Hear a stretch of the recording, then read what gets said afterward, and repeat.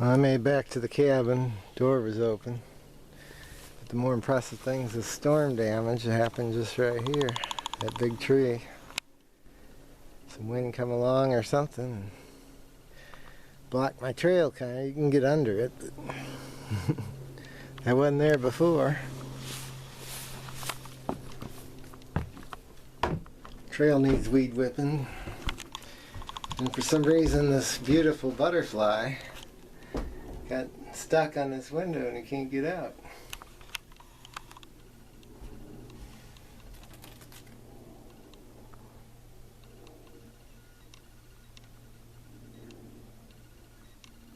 We'll let him out.